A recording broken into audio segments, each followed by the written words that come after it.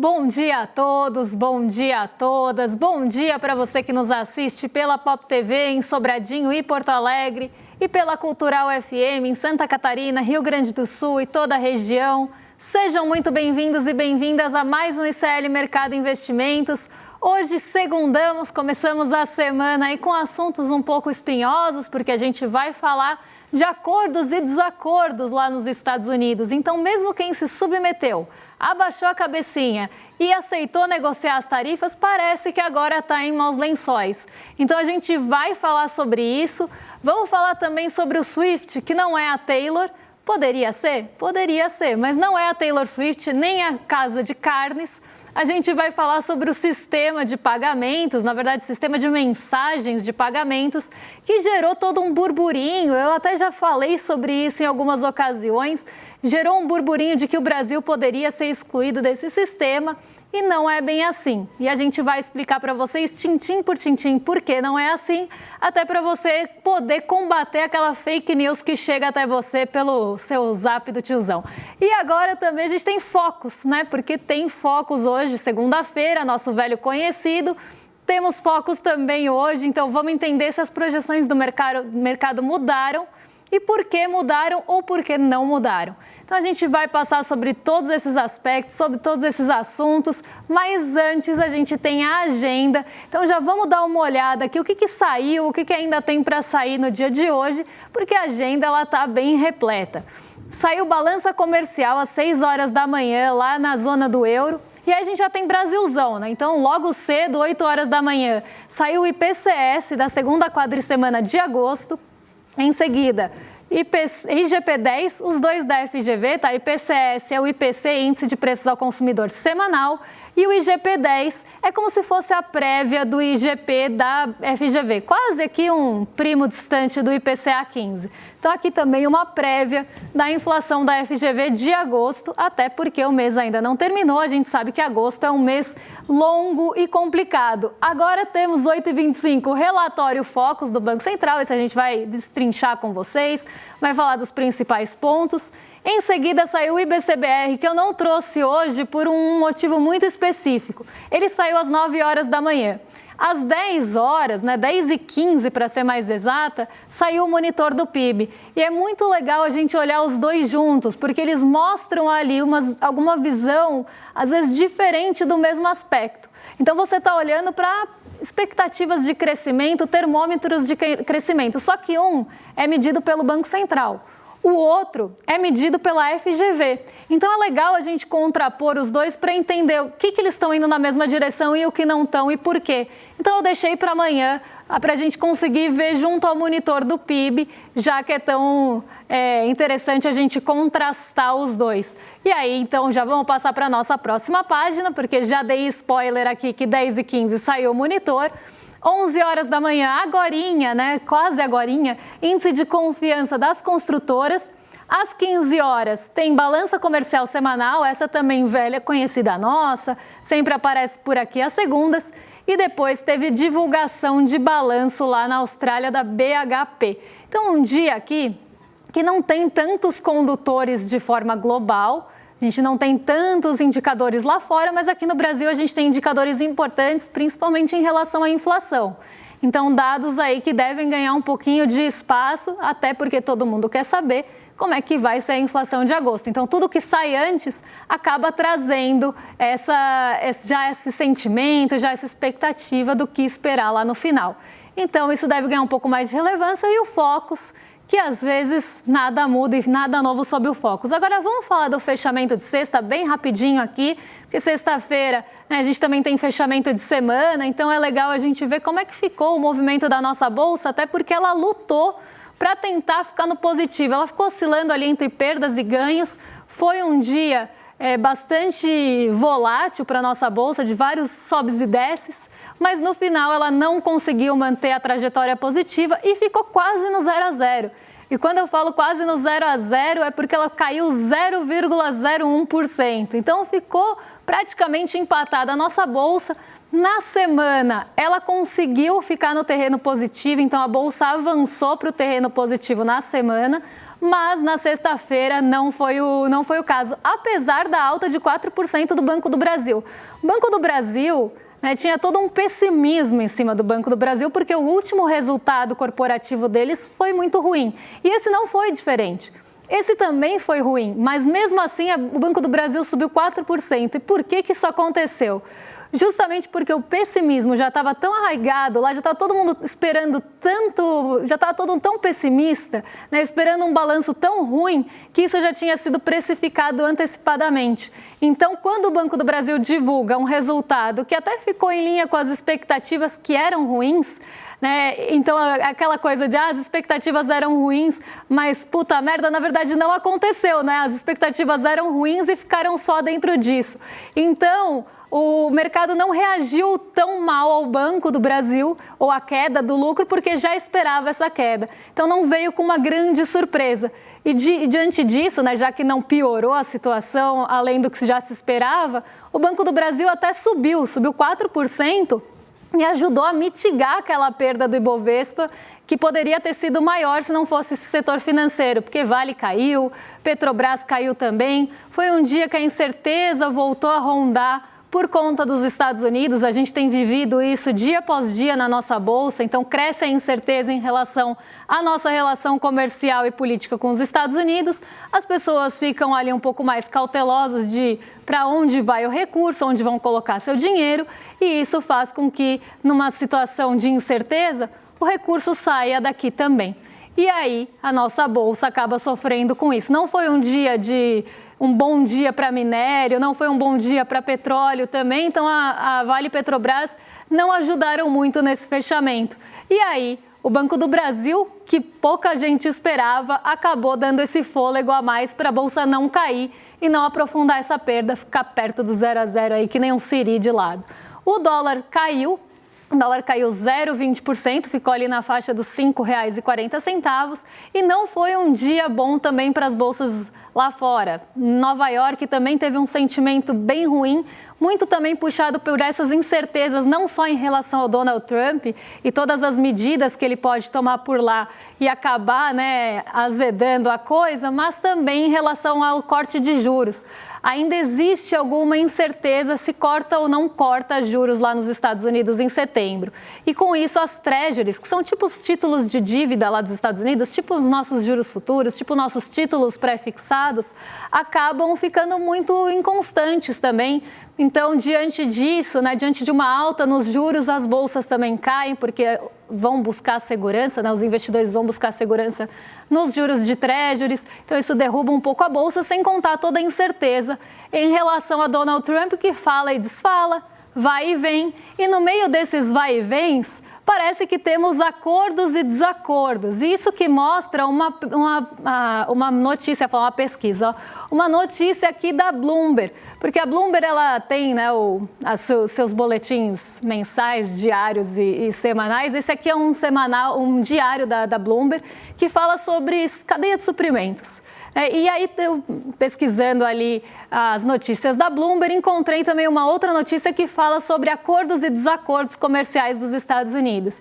E por que é que eu trouxe isso aqui? É porque parece que aqueles acordos que foram firmados dos países que acabaram negociando com Donald Trump, então mesmo quem abaixou a cabeça, mesmo quem se submeteu a Donald Trump, quem aceitou bater o telefone lá para Donald Trump e ligar, negociar tarifas, também estão muito descontentes com o presidente dos Estados Unidos, porque esses acordos não estão sendo cumpridos ainda.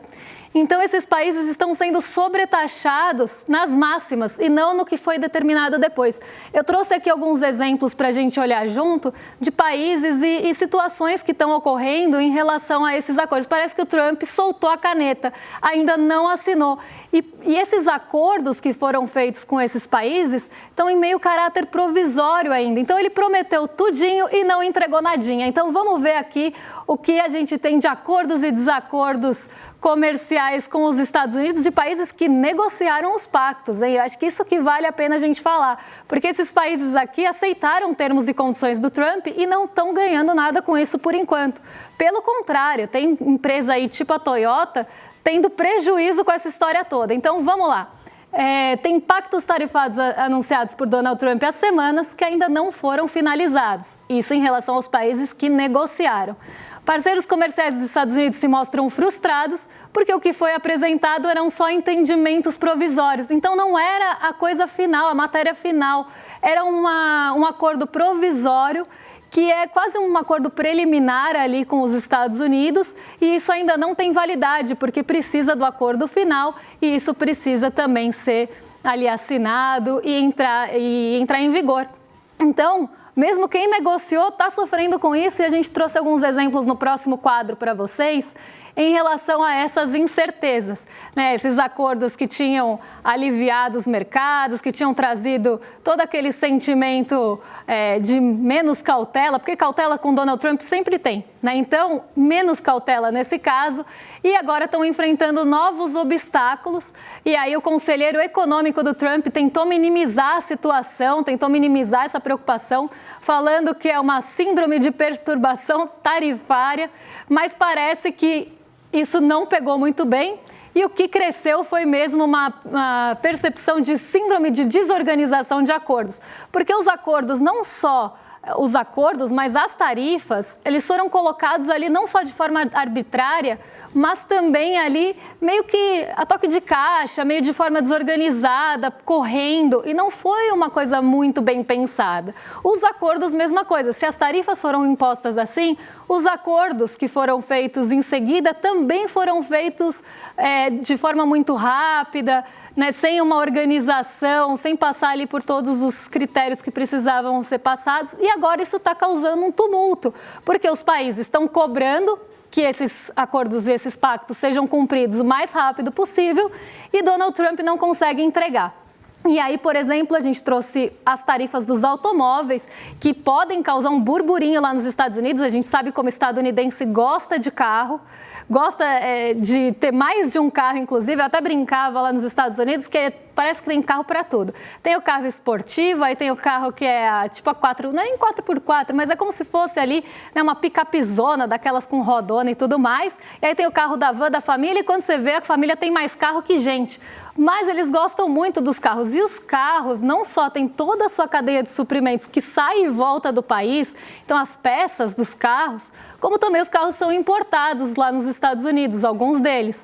E isso vai gerar um processo inflacionário em cadeia que vai deixar o carro final muito caro. Porque vamos pensar que a peça entra e sai dos Estados Unidos algumas vezes, mesmo que ele seja montado lá, tá?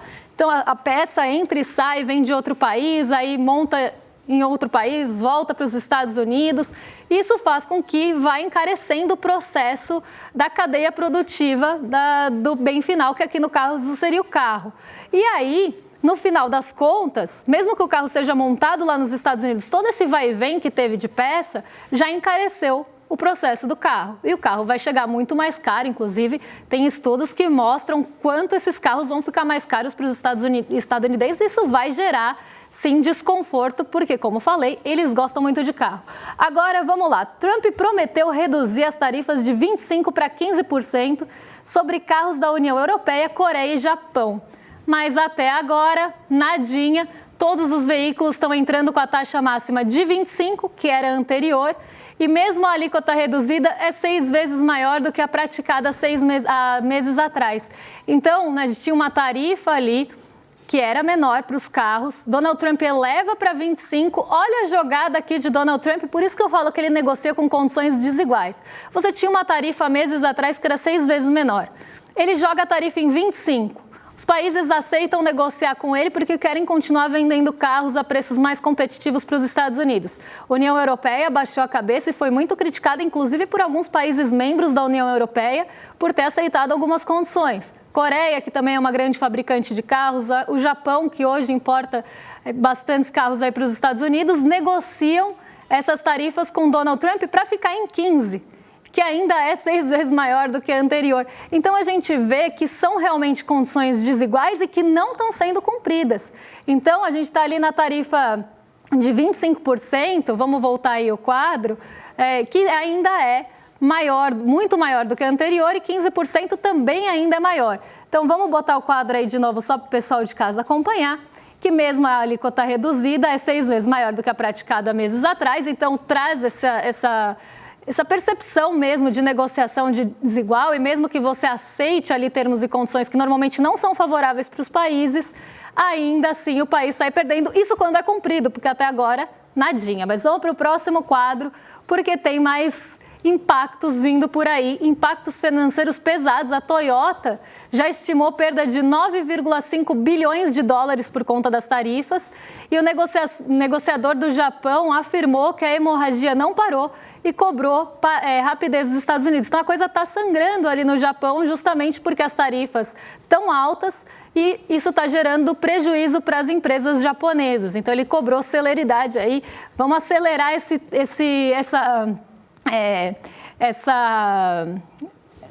cumprimento, né? Vamos acelerar essa novela, porque para colocar tarifa e mudar de ideia é de 0 a 100, mas para cumprir o que prometeu parece que não está bem assim. Reino Unido também está aguardando, o Reino Unido que baixou a cabeça também, aceitou negociou uma tarifa de aço, que foi feito um alarde sobre a tarifa do Reino Unido. Para quem lembra, foi colocado que ia ser o maior acordo dos Estados Unidos com o Reino Unido, que ia ser um dos maiores acordos feitos pelos Estados Unidos. Foi feita toda uma propaganda em cima disso, mas Londres está esperando mais de 3 meses pela redução tarifária acordada para chegar a 0 ali na cota inicial do aço. Então aqui a gente vê que, por mais que tenha tido todo o alarde, não passou disso por enquanto. Então é o que a gente está falando aqui, né? Mesmo que você aceite negociar, parece que as coisas não estão tão boas. Desacordo com a União Europeia. O Financial Times informou que divergências sobre as regulamentações tecnológicas da União Europeia estão atrasadas e estão atrasando também uma declaração conjunta. Isso impede o avanço de um documento juridicamente vinculativo, essencial para consolidar os entendimentos prévios. Então, até agora, não saiu dos entendimentos prévios, não saiu do blá blá blá. Cadê a parte jurídica? Cadê as assinaturas? Isso que está faltando. E isso está atrasando todos os processos que vêm pela frente. E aí os países estão se sentindo frustrados com toda a negociação que foi feita. E a gente tem mais um quadro aí para passar para vocês, que é o último para fechar, que ainda teve um alerta do governo dos Estados Unidos, numa carta no dia 11 de agosto, um procurador-geral de lá alertou para consequências ruinosas caso as tarifas de Donald Trump sejam consideradas ilegais, porque ainda tem isso. Tem todo um estudo e uma investigação para ver se essas tarifas, porque foram arbitrárias e muitas vezes injustificadas, como é o caso aqui do Brasil, se isso não for para frente, ainda vai ter muito estrago. E o governo teme não ter como devolver os impostos arrecadados e nem garantir trilhões em compromissos alegados. E aí, com tudo que eles arrecadaram com essas tarifas dos países entrando, eles não vão ter como devolver caso seja considerado ilegal. Então, Donald Trump, que quis colocar o carro na frente dos bois, meteu o pé pelas mãos, quis correr com as tarifas, correu com os acordos e agora não está conseguindo cumprir. E pior, se for considerado ilegal, como já tem alguns levantamentos ali, ele vai ter que devolver o que ele cobrou e isso não vai poder ser devolvido, né? Não tem como devolver. E aí vai gerar mais impacto, além do que já está gerando, de produtos mais caros por lá, prejuízos para as empresas de países que negociaram as tarifas. Então a gente vê que com Donald Trump não adianta baixar a cabeça. Quantos exemplos de países a gente não tem que abaixaram a cabeça, né, acabaram cedendo às pressões dos Estados Unidos, negociaram em condições desiguais e ainda estão com tarifas altas? Quantos países não conseguiram condições melhores, que não são melhores do que as do passado? Ou conseguiram condições melhores como a do Reino Unido, que fez todo o alarde, toda a propaganda, e que ainda não está em vigência, já faz 3 meses que eles estão tentando deixar isso em vigência e não conseguem. Então eles estão se sentindo frustrados e cobrando sim uma rapidez de Donald Trump, o laranjão de topete, para que isso seja cumprido. Você fez um acordo com a gente, agora você cumpra seus pactos. Isso quando os pactos ainda nem são tão favoráveis assim. Então é isso que a gente precisa olhar, essa rapidez e essa forma de negociar Donald Trump está começando a colocar ele numa situação complicada, não só Com os empresários dos Estados Unidos que já estão descontentes, aí a gente vai acumulando descontentamentos. Era aqui que eu queria chegar. Empresários já estão descontentes porque a cadeia produtiva está ficando muito cara. Os consumidores estão descontentes porque o hambúrguer, o bife, o carro, está tudo ficando caro também lá na mesa do estadunidense, do americano que quer comprar alguma coisa. Os países que negociaram estão descontentes porque não estão cumprindo, o Donald Trump não está cumprindo o pacto que acordou. Então, está um empilhamento de descontentamentos. E isso deve afetar cada vez mais a popularidade de Donald Trump. Agora, eu vou puxar um outro assunto aqui, que inclusive quando eu trouxe pela primeira vez lá no dia 24 de julho, então eu já falei desse assunto com vocês, mas eu acho que é importante quando a gente tem uma confirmação de uma coisa que a gente fala aqui, trazer também. E assim, eu fui chamada de tudo que vocês podem imaginar nesse corte do dia 24 de julho que fala justamente sobre ele, sobre o sistema SWIFT. Eu falei que apesar de Eduardo Bolsonaro ter pedido para que Donald Trump tivesse sanções mais profundas ali em relação ao Brasil e que o Brasil fosse excluído do sistema SWIFT, como foi a Rússia, como foi o Irã, eu falei que isso não passava de uma bravata e que, além disso, a gente ia ter, não teria como Donald Trump cumprir, nem que ele quisesse, porque o sistema SWIFT é uma decisão multilateral, o SWIFT fica na Bélgica, ele está submetido a leis de lá. Só para todo mundo ficar na mesma página, o sistema SWIFT é como se fosse um sistema de mensagens em que as trocas comerciais, as negociações em moedas estrangeiras sejam registradas ali. Então, um sistema até de segurança para que haja um registro padronizado de quem negocia com quê, que moeda negocia com qual moeda. Então, é uma forma de você ter um registro e não só isso, você ter essas negociações padronizadas.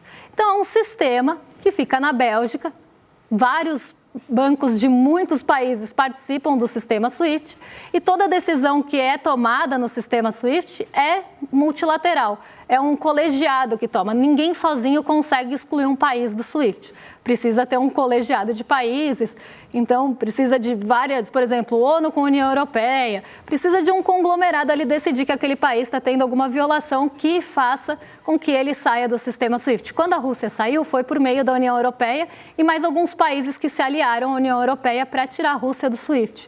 Então, um país sozinho não tem esse poder, Donald Trump sozinho não tem esse poder.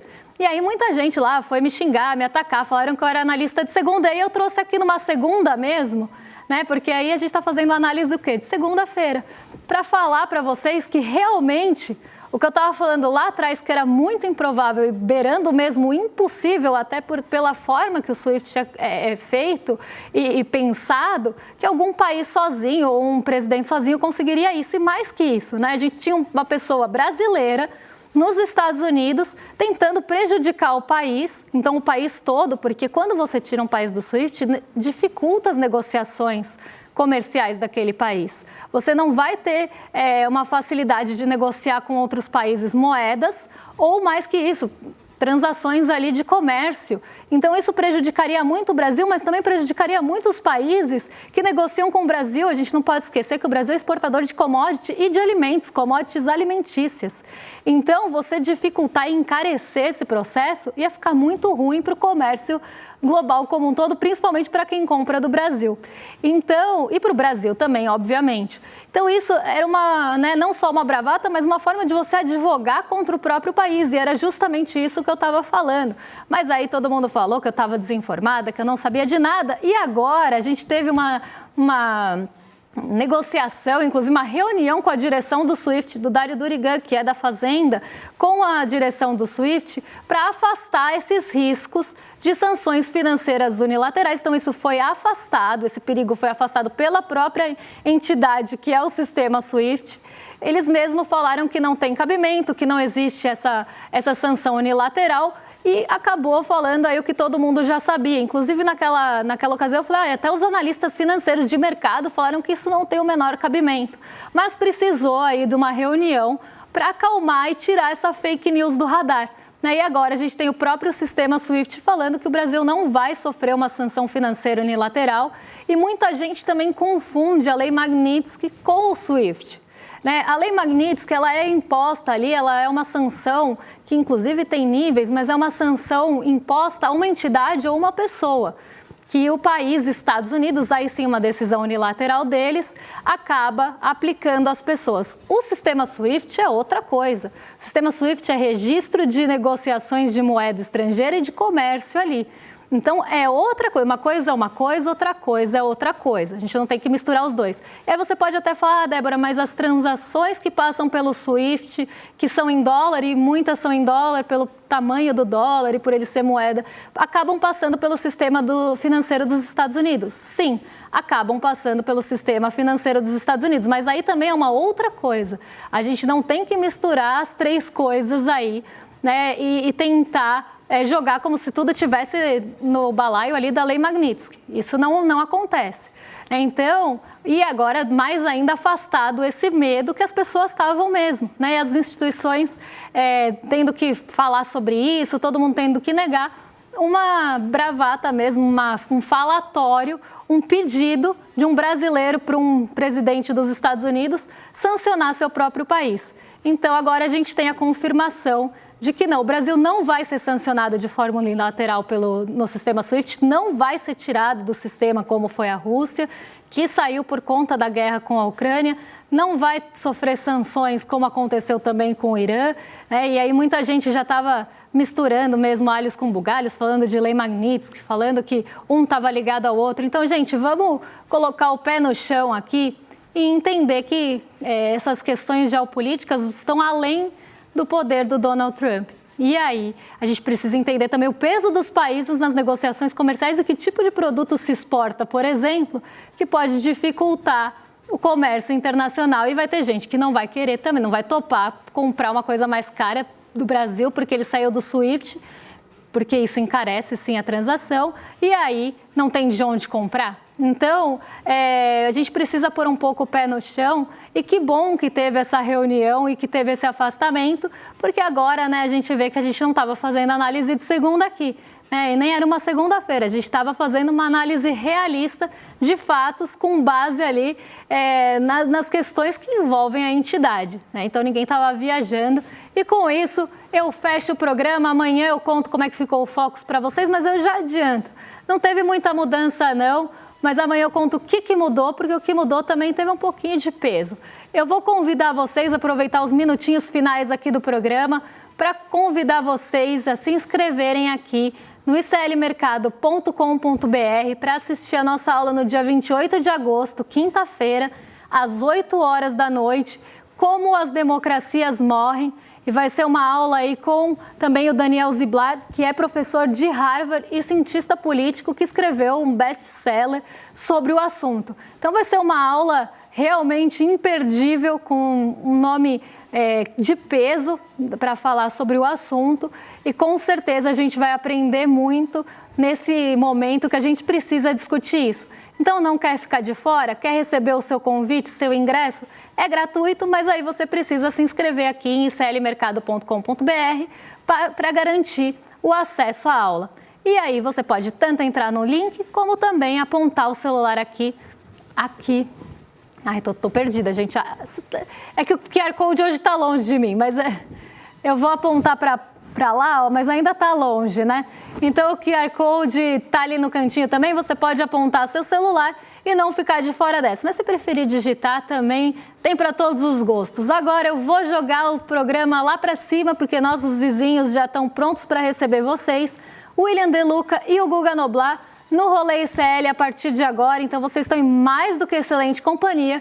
E eu volto amanhã para trazer o que está mexendo com a nossa bolsa, com as nossas vidas e essas notícias malucas que o pessoal tem espalhado por aí para a gente desmitificar junto. Um beijão e até lá, pessoal. As democracias não morrem mais com tanques. Hoje, elas morrem com votos. Morrem com um vírus que é implementado dentro do regime democrático para destruir a própria democracia. Quem nos ensina isso é Daniel Ziblatt, professor de Harvard e autor do livro Como as Democracias Morrem.